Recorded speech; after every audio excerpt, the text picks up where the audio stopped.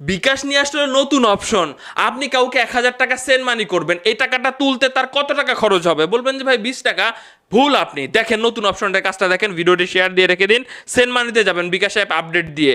যাওয়ার পরে সাপোজ আমি একটি নাম্বারে টাকা সেন্ড মানি করবো, হ্যাঁ। সো আমি নাম্বারটা সিলেক্ট করে দিলাম, দেওয়ার পরে আমি লোকটার কত টাকা পাঠাবো? 1,000 টাকা। ঠিক আছে, 1,000 টাকা খরচ কত দিতে হবে আমি ভাই ধরেন আমি জানি না। এই যে নতুন একটা অপশন দেখতে পাচ্ছেন, এখানে ক্লিক করেন। এইটা ক্লিক করলে দেখতে পাচ্ছেন 18 টাকা 50 পয়সা যুক্ত হলো, অর্থাৎ ক্যাশ আউট চার্জ কত হবে এখন আপনি বিকাশ থেকে সিলেক্ট করে দিতে পারবেন এবং অ্যাকুরেট টাকাটা পৌঁছাবে এবং সে সব টাকা কিন্তু অ্যাকুরেট ভাবে তুলতে পারবে। এখন দেখেন আপনি যদি এই টাকা পাঠায় দেন, ওই ব্যক্তিটা যদি ক্যাশ আউট করে তাহলে কিন্তু সে কিন্তু 1,000 টাকা পেয়ে যাবে, আপনার কিন্তু 20 টাকা পাঠানো লাগতেছে না। ওকে, এখন আপনি এগিয়ে গেলে বুঝতে পারবেন বিকাশে আরও কিছু বিষয় অ্যাড করা হয়েছে।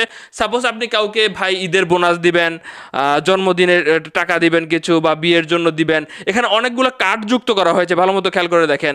শুভকামনা জানাতে চান, আপনি এই কার্ডগুলো ব্যবহার করে কিন্তু কাউরে বিকাশের মাধ্যমে টাকা পাঠালে সে কিন্তু অনেকটা খুশি হবে। সামনে ঈদও আসতেছে। তো ভিডিওটি শেয়ার দিবেন। বিকাশের এই দুইটা আপডেট খুব ভালো লাগছে। ক্যাশ আউট চার্জ আসলে প্রকৃতপক্ষে কত টাকায় কত আসলে দিতে হতো আমি আমার বন্ধুরে দিব, এটা কিন্তু আমি বুঝতে পারবো খুব সহজেই এখন।